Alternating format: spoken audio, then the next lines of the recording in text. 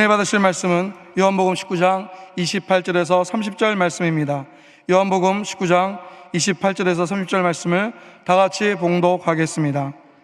그 후에 예수께서 모든 일이 이미 이루신 줄 아시고 성경을 응하게 하려 하사 이르시되 내가 목마르다 하시니 거기 신 포도주가 가득히 담긴 그릇이 있는지라 사람들이 신 포도주를 적신 해면을 우슬초에 메어 예수의 입에 대니 예수께서 신 포도주를 받으신 후에 이르시되 다 이루었다 하시고 머리를 숙이니 영혼이 떠나가시니라. 아멘.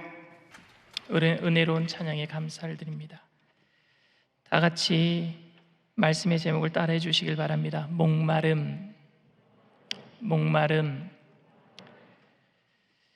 제가 미국 서부의 오렌지 카운티 애너하임에서 3년간 북미 총회 행정 총무 사역을 마치고 2013년 6월 마지막 주 금요일 미국 중부인 오마하로 이사하던 날, 그 같은 날에 저희 교인 중에서 다른 도시에서 오마하로 이사했던 가족이 있었습니다. 그 가족은 오마하에서 1시간 떨어진 링컨이라는 도시에서 살았던 집사님 가족인데 박사 과정 때문에 주립대학교가 있었던 링컨에서 살다가 이제 더 이상 학교를 다니지 않기 때문에 교회와 가까운 오마하로 이사하신 것입니다. 근데 그날이 저희가 이사하던 날과 똑같은 날이었어요. 집사님 가족은 저희 가족이 오마하에 잘 정착하도록 하나님께서 예비하신 천사와 같은 가족이었습니다. 만약 집사님 가족이 오마하로 이사하지 않았다면 저희 가족은 이민 목회 첫 출발을 굉장히 힘들게 시작했을 것 같습니다. 새벽 예배 때 저희 가족 4명, 집사님 가족 5명이 날마다 참석하기 때문에 고정적인 새벽 예배 숫자가 이민교회에 벌써 9명이 넘는다. 거기에 한두 명만 도우면 10명이 넘는 거예요. 새벽 예배 10명이 넘게 나오는 이민교회가 별로 없어요. 집사님 가족의 첫째 아이 나이가 저희 첫째 아이와 나이랑 똑같고요. 집사님 가족의 둘째 아이 나이가 저희 둘째 아이랑 또 똑같아서 너무 친구가 되어서 신앙적인 관계 속에서 아름답게 자라갈 수도 있었습니다. 그리고 새벽 예배에 반주자가 거의 없었어요, 예전에는. 그래서 저희 가족이 가기 전까지는 제가 먼저 가서 오마하 순복음교회에 가서 새벽 예배를 한 달 정도 먼저 인도했을 때는요, 미가엘 반주기를 틀어놓고 새벽 예배 찬양을 했는데 집사님 가족이 이사를 오고 저희 가정이 다 이사를 왔을 때에 아이들이 악기를 다 하나씩 다뤘어요. 그래서 드럼, 키보드, 바이올린, 베이스 기타 하나씩 맡아서 연주하다 보니까 새벽 예배 찬양부터 사는 거예요. 그래서 굉장히 예배가 살아있는 역동적인 예배가 되었습니다. 그때 우리 아이들이요, 자면서 연주하는 법을 배웠어요. 그런데 그 시간이 집사님에게는 가장 큰 고난의 시기였었습니다. 왜냐하면은 박사 과정이 있었던 집사님의 논문 지도 교수였던 일본 사람이 디펜딩을 안 해준 거예요. 그래서 논문 지도 교수를 잘 만나야 됩니다. 근데 디펜딩을 안 해주니까 박사로 졸업을 하지 못하고 석사로 졸업할 수밖에 없었고, 그래서 일자리를 잡을 수 없었던 것입니다. 박사가 되면은 대학 교수가 되거나 다른 좋은 직장에 취직할 수 있는 기회가 많은데 석사로 졸업하게 되니까 1년 안에 자기 전공학과와 연결되어 있는 직장을 잡지 못하면 온 가족이 미국에서 추방당할 수 있는 위협에 빠지게 된 거예요. 대학을 졸업하거나 대학원을 졸업하고 나면은요, OPT 기간이라고 주어져요, 미국에서는. OPT가 무슨 약자냐면은요, Optional Practical Training이라 그래서 그 1년 동안 유예 기간을 줍니다. 그때 자기 전공 과목과 똑같은 직장을 잡아야지만 되는 거예요. 다른 직장을 잡을 수가 없어요.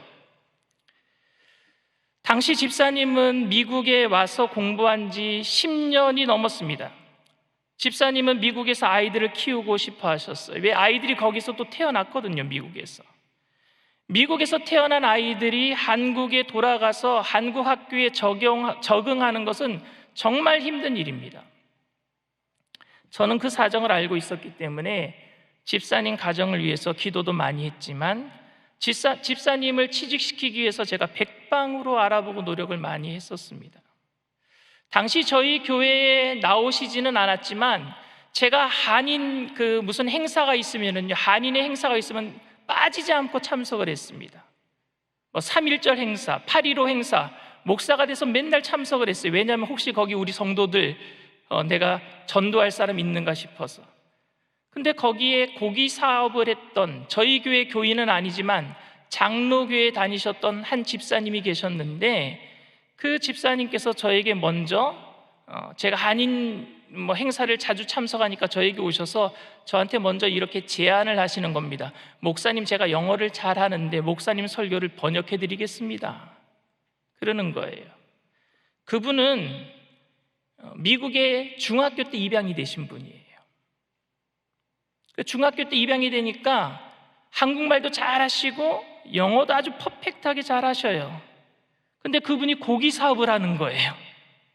그래서 제가 우리 집사님을 소개시켜 드렸어요. 우리 집사님 전공이 뭐냐면요, 애니멀 사이언스예요. 그러니까 고기 사업이랑 딱 맞는 거죠. 그래서 집사님께서 그 직장에 취직하게 되었고, 그래서 그 직장에서 비자도 받았고요, 이제 영주권도 받았고요. 근데 얼마나 기쁩니까? 자기의 소원이 해결이 되었어요. 영주권을 받고 얼마나 그때 기뻐했는지 모릅니다. 불안한 신분이 아닌 자유로운 신분으로 미국에서 살 수 있게 된 것입니다. 그런데 그 좋은 기쁨이 지속되지 못하는 것을 제가 봤어요. 어느 한순간 모든 게 다 해결된 것 같은데 집사님 가정에 문제가 있다고 원망이 나오고 불평이 나오는 그런 모습을 제가 봤습니다. 왜 그럴까요, 여러분? 오늘 예수님께서는 십자가에 달리신 지 6시간 정도 지나서 고통의 절정 가운데 이렇게 말씀하십니다. 오늘 28절 말씀입니다. 그 후에 예수께서 모든 일이 이미 이루신 줄 아시고 성경을 응하게 하려 하사 이르시되 내가 목마르다 하시니 그랬어요. 사람들에게 있어서 가장 큰 육체의 고통이 여러분 뭐라고 생각하십니까? 신분의 불안이요? 생활의 불안으로 인한 배고픔일까요? 옛날에 죄인들을 고문할 적에요, 잠을 안 재웠대요. 여러분, 잠을 안 자면 그렇게 고통스럽다고 합니다. 정말 졸리는 게 세상에서 가장 큰 고통일까요?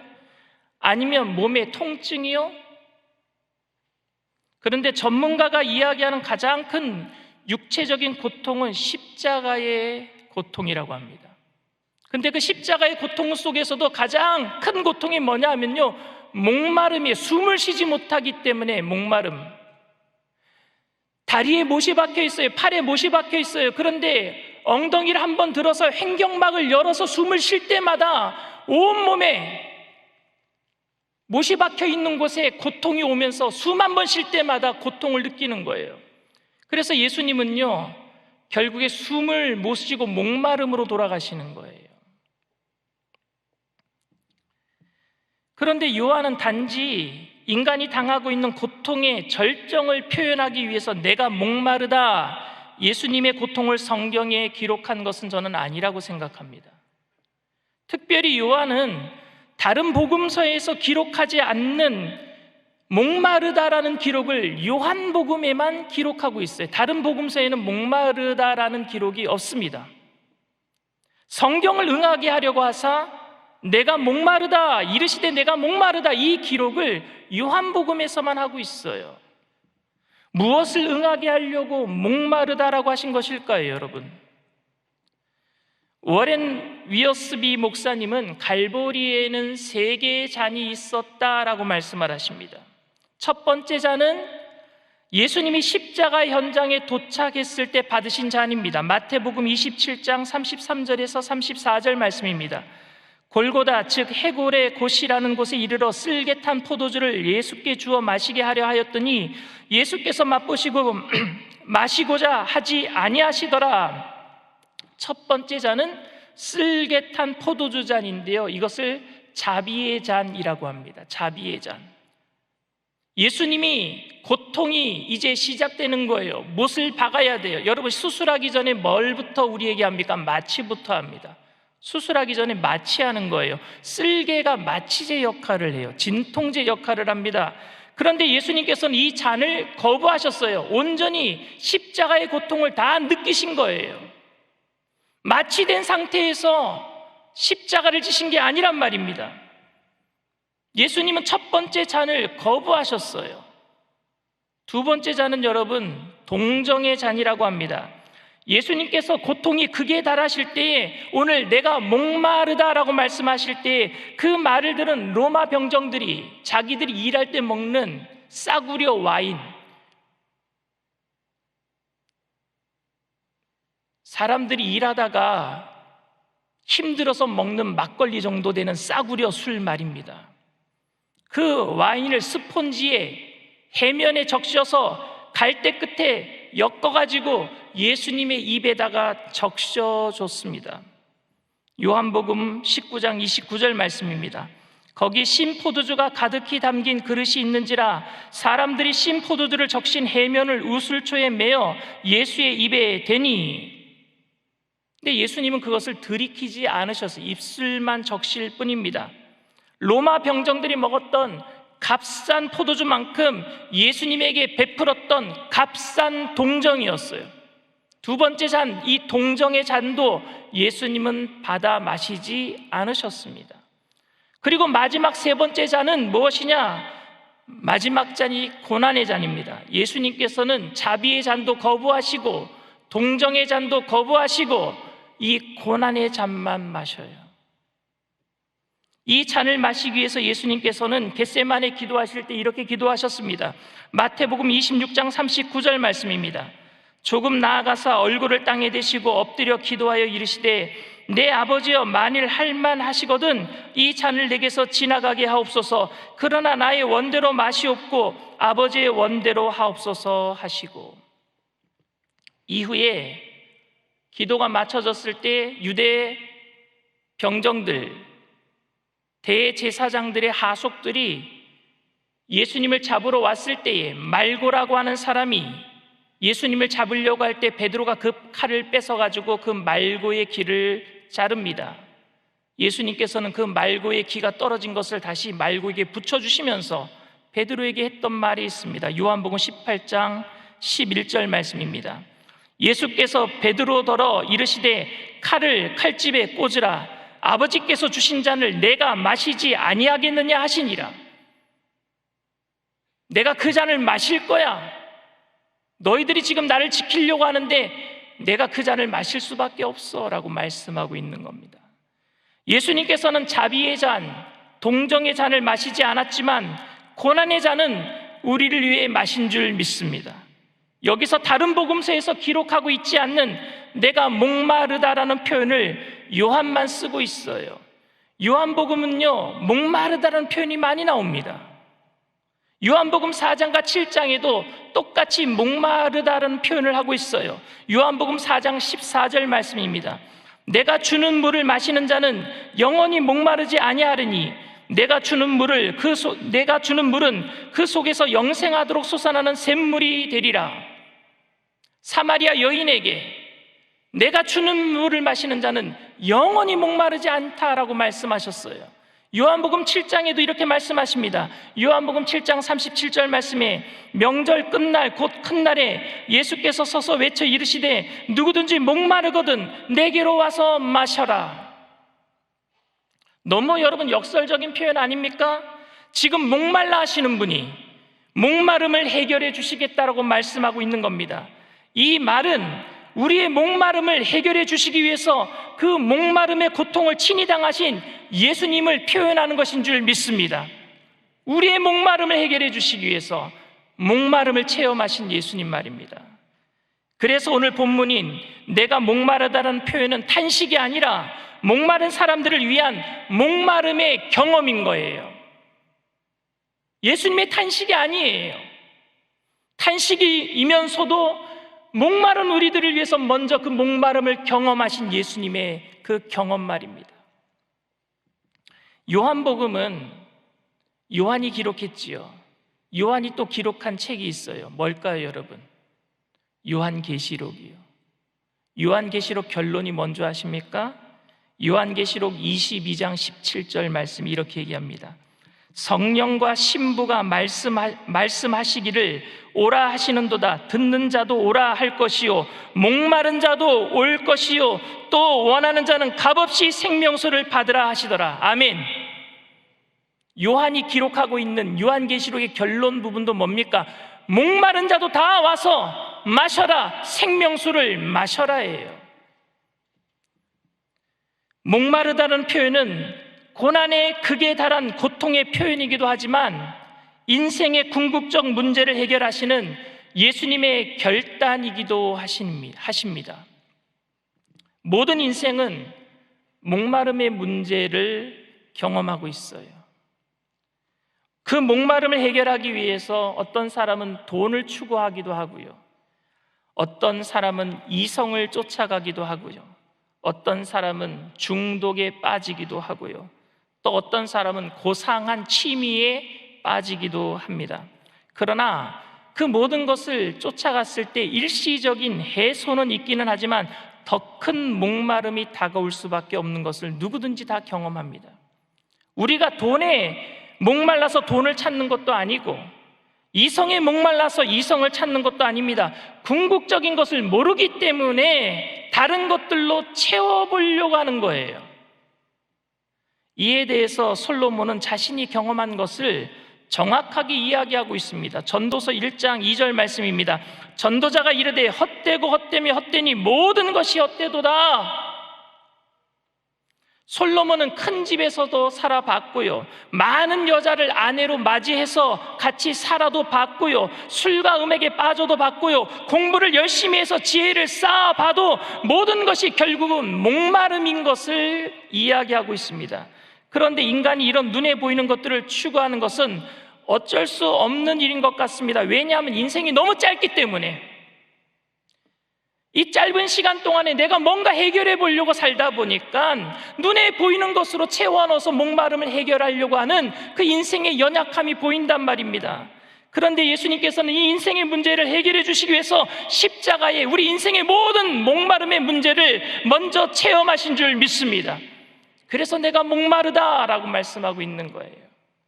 그런데 예수님의 십자가의 사건은 우리 목마름에 대한 감정의 해소 정도일까요, 여러분?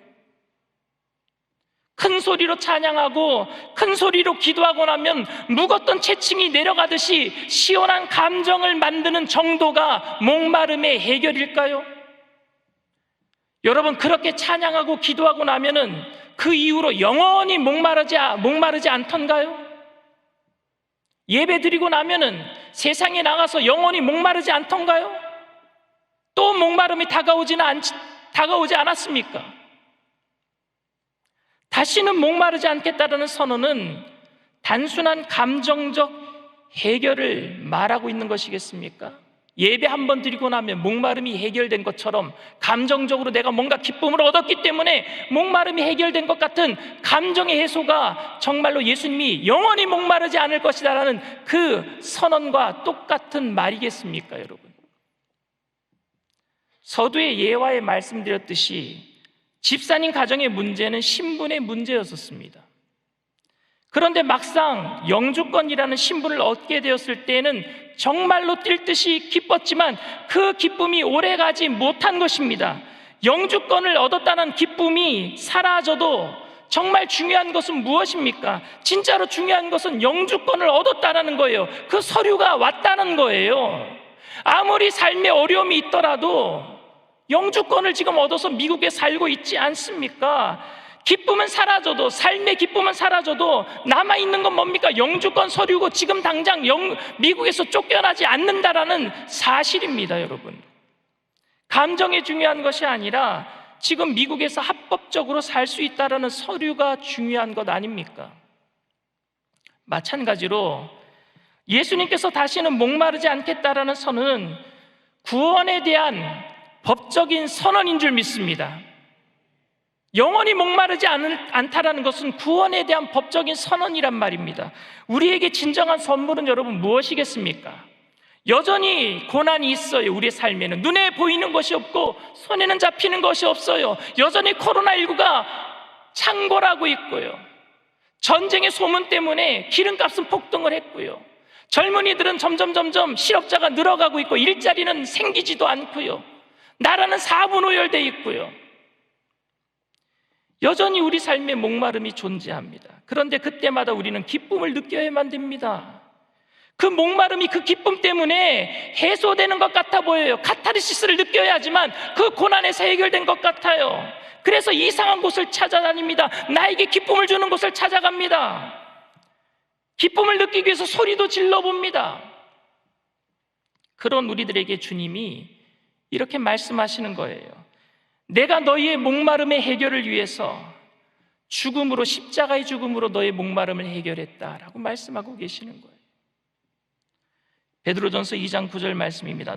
그러나 너희는 택하신 족속의 왕같은 제사장들이요 거룩한 나라요 그의 소유가 된 백성이니 이는 너희를 어두운 데서 불러내어 그의 기이한 빛에 들어가게 하신 이의 아름다운 덕을 선포하게 하려 하심이라.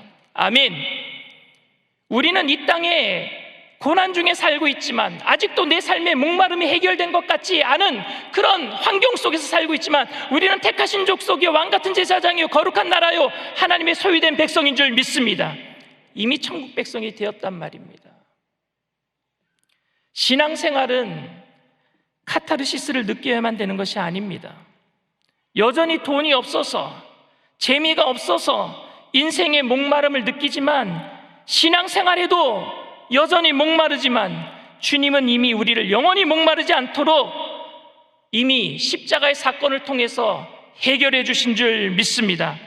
그 사실을 깨닫고 안다면 우리의 감정 상태에 따라 신앙생활하는 것이 아닌 주님의 구원의 은혜가 이루어짐을 알기에 고난 속에서도 묵묵히 감사함으로 나가야 하지 않겠습니까? 사랑하는 청년 여러분, 그리고 오부 예배 성도 여러분, 여러분의 감정 상태에 따른 목마름의 해소가 아닌 주님께서 이미 선포해 주신 법적인 상태에 따라 이 땅에 살지만 저 천국의 자녀가 됨을 깨닫고 그 어떤 세상의 목마름 속에서도 승리하는 저와 여러분들 다 되시기를 주님의 이름으로 축원을 드립니다. 문제가 있으신 분은 가슴에, 아픈 곳이 있으신 분은 믿음을 가지고 아픈 곳에 손을 얹으시길 바랍니다. 사랑과 은혜가 풍성하신 좋으신 하나님, 우리의 목마름에 근원적인 문제를 해결해 주신 주님을 우리의 아바 아버지라고, 우리의 주님이라고 모신 주님의 백성들이 믿음을 가지고 가슴에 손을 얹어 싸우니 이 시간 마음의 갈급함을 해결하여 주시옵소서. 눈에 보이는 것 때문에 마음 아파하지 아니하도록 말씀으로 우리의 마음을 지켜 주시옵소서. 눈에는 보이는 것 없고 손에는 잡히는 것 없을지라도 영원한 문제를 해결하신, 생명의 문제를 해결하신 택하신 족속과 같은 제사장 거룩한 나라 하나님의 소유된 백성이 된 것을 기뻐함으로 그 어떤 문제도 이겨내게 하여 주시옵소서. 감정적인 문제 때문에 구원의 기쁨을 놓치지 아니하도록 미혹한 악한 영의 세력들을 성령의 불로 소멸시켜 주시옵소서. 나사렛 예수의 피로 명하노니 마음의 두려움과 염려의 세력, 미혹한 악한 영의 세력을 안결로 왔다 일곱 기로 도망갈지어다. 묶임을 받고 떠나갈지어다. 예수의 피로 믿고 죽고 명하노니 떠나갈지어다. 다시는 오지 말지어다. 주님, 날마다 주님과 동행하기를 소원합니다. 힘들고 어려운 이 세상, 주님 오시는 그날까지 주님과 동행하기를 원하오니 날마다 성령의 충만함으로 채워주시옵소서. 주님의 사명 감당할 수 있도록 이 시간 아버지 모든 질병을 치료하여 주시옵소서. 아픈 곳에 믿음을 가지고 손을 얹는 자들마다 치료의 강선을 바라여 주시옵시고, 예수님의 못지않은 손으로 친히 포기하여 안수하여 주시옵소서. 나사렛 예수의 피로 명하노니 저주받은 질병의 세력도 떠나갈지어다. 머리부터 발끝까지 깨끗게 될지어다. 오장육부 사지백체 뼈마다 신경세포 등마다 새롭게 될지어다. 성령으로 충만하게 하여 주셔서 걸어가도 뛰어가도 피곤치 않고 곤비치 않게 하여 주시옵소서. 세상 끝날까지 주님의 증인된 삶을 살아가길 부족함이 없도록 기쁨으로 채워 주시옵소서. 이 땅의 믿음의 백성들을 통하여서 이미 구원받은 백성으로서 이미 임한 하나님의 나라에, 그러나 아직 온전히 임하지 않은 하나님의 나라를 기다리는 기쁨의 자녀들로 세상의 빛으로 소금으로 살아갈 수 있도록 날마다 불꽃 같은 눈동자로 지켜주실 줄 믿고 감사드리며 예수님의 이름으로 기도드립니다. 아멘. 지금은 우리 주 예수 그리스도의 무한하신 은혜와 아버지 하나님의 영원하신 사랑과 보혜사 성령님 내주교통 충만하시고 위로하시는 축복이 우리의 감정으로 신앙생활하는 것이 아닌 영원한 목마름의 문제를 해결해 주신 예수 그리스도의 그 말씀을 따라 믿음으로 달려가기로 결단하는 믿음의 백성들, 개인, 가정, 사업, 직장, 자녀, 학업생활, 범사 전체 위에 지금으로부터 영원토록 함께 하실지어다. 아멘.